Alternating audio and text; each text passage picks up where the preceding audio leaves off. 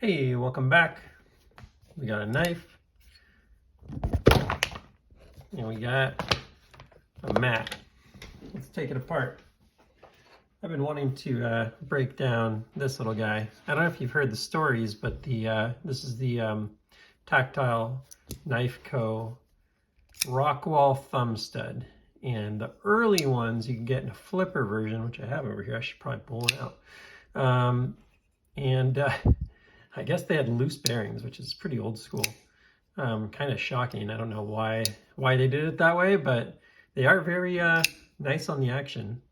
Anyways, I was kind of noticing today, maybe it's because I'm now being exposed to higher end knives, Koenigs and others, but I wonder if this could be a little more drop shot. Was kind of what was on my mind. It's nice and tight, like everything feels good there, but just thought it'd be kind of cool to get this one open and see what it looks like inside. I'm sure there are videos about it and I just haven't seen them, but wanted to see for myself. Ooh, nice. So it is T8 across the board, which is nice. So this is the screw side. It does look like there's some Loctite on there, so I may be in my best interest to put some more on there when I put it back together. And there's really no hardware on the other side, so you don't have a choice here. This is a knife that is decidedly one-sided. Wow, that is tight. That might be the tightest screw I've ever unscrewed on a knife right there. That was seriously cinched in there. So I'll have to remember that when I go to take it apart, that this thing is meant to be really tightly put back together. Got a feeling these will fall out here. I don't know if these screws are tie or something, but they're not. My magnet's not getting to them, so I wouldn't be surprised if they were using like a titanium screw. Now I've heard as you go into this, that's for some reason it's hard to get this. Oh, that's pretty cool. That's one piece with a hidden screw inside. Oh, is it even a screw? So it's one piece. How is that in there? Looks like it's just kind of hammered in or something. I guess it's just a one piece right there. Kind of stamped in or something. I'm not the #1 resource on machining, I can tell you that. So let's take it apart. I don't think there's going to be anything popping out or any springs or whatever. That is quite nice. Very nice to see that. I'll grab a rag here and start getting it cleaned up. Let's use a tissue.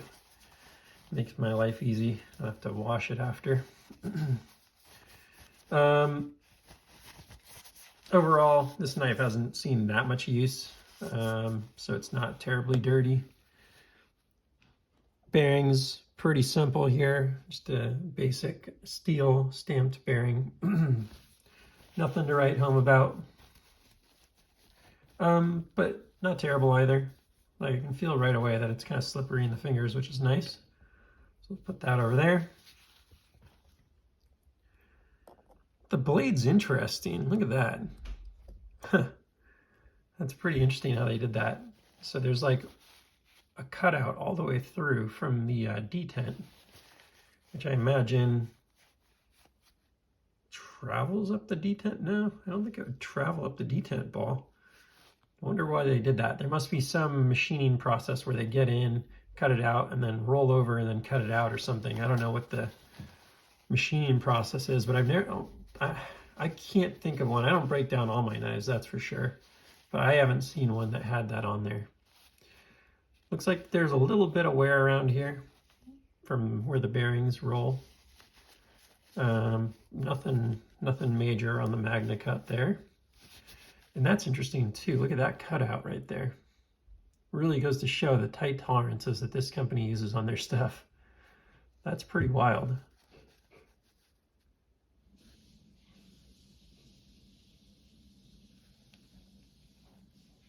Nice machining for sure.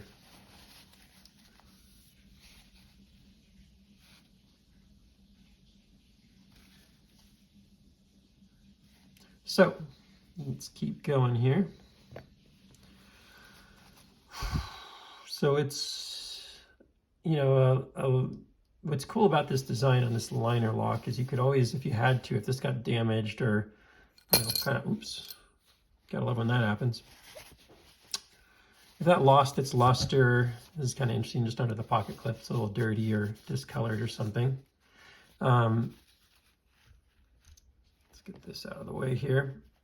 You could replace just that liner, which is great. You know, you're not, like, one of the issues on frame locks is you potentially compromise. If that's compromised, you potentially lose that entire thing. That pops out, no problem there.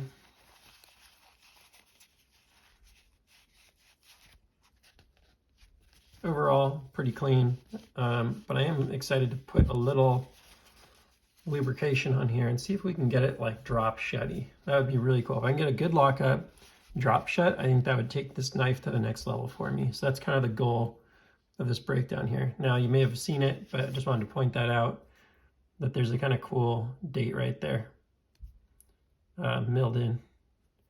They've done a nice job taking out quite a bit of metal on this milling. Let's get it back together.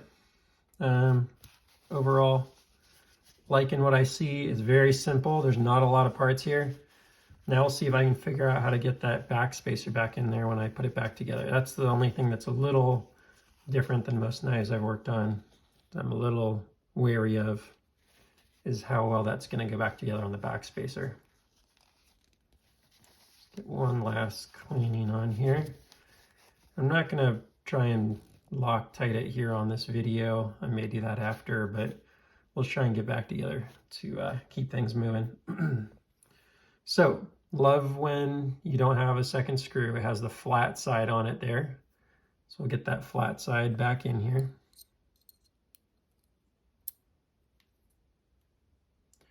It just fits right in there. Get it pointed in the right direction. And then push it down when it is. There we go. Very nice and flush. Super easy.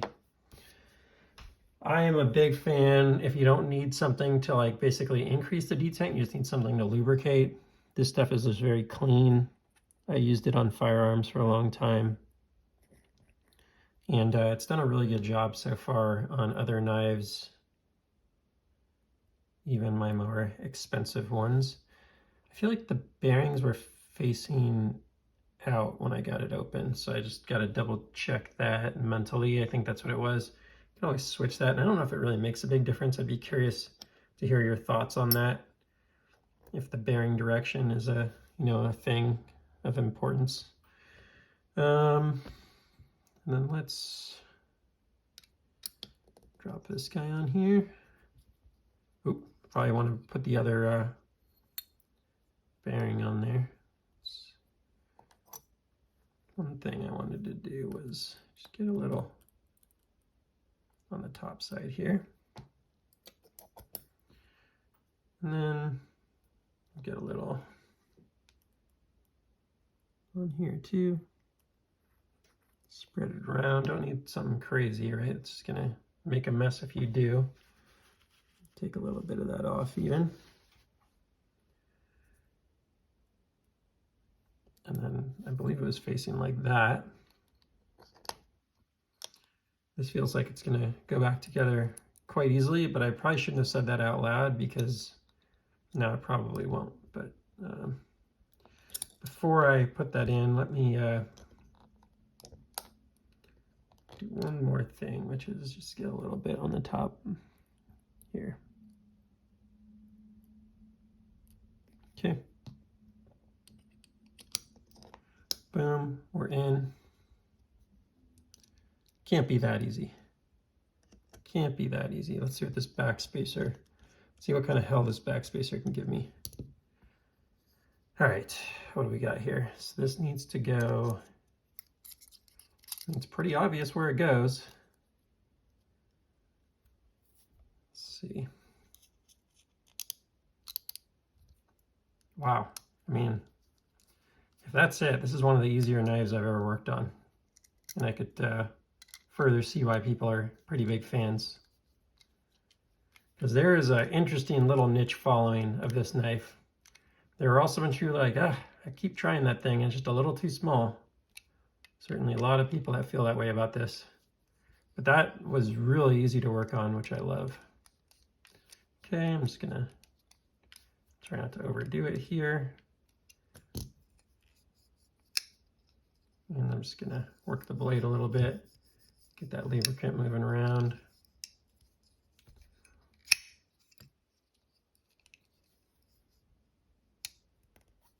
Trying to see if I got any improvement there. Make sure I'm locked up nice and tight. Now what I want to do is effectively back this off and just get it to the point where lockup is good.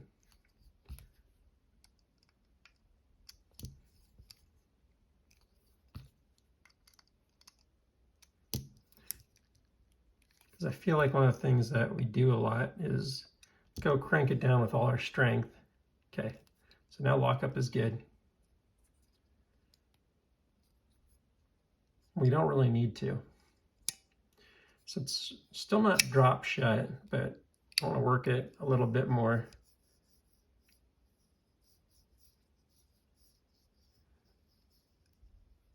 And I'm curious, maybe if I put a drop on the detent ball. Let's do that.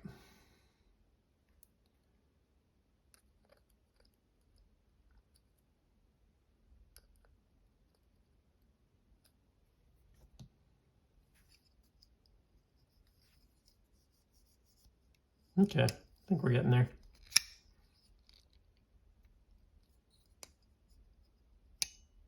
Pretty good.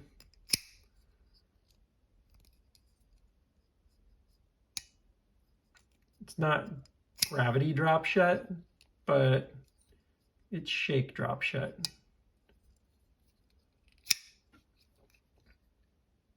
Lockup's tight.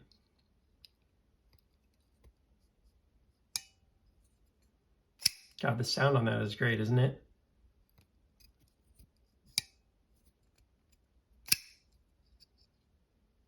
I've mentioned it on some of my videos before. My brother thought that this was a automatic because it pops open so loud.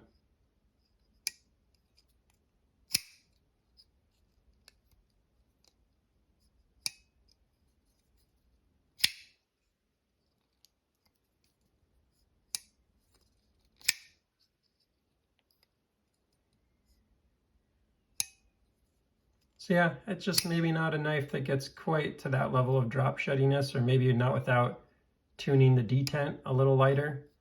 And the detent is pretty strong on this. You know, if I think about it in hindsight, I've actually sent one back for strong detent. But after what I just did, and the fact that with really zero effort, it went back dead center.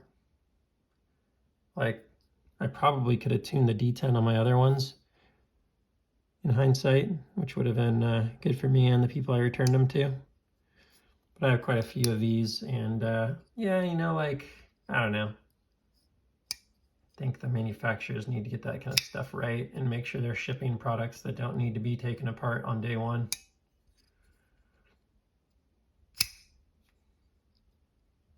All for now. I hope you enjoyed the video.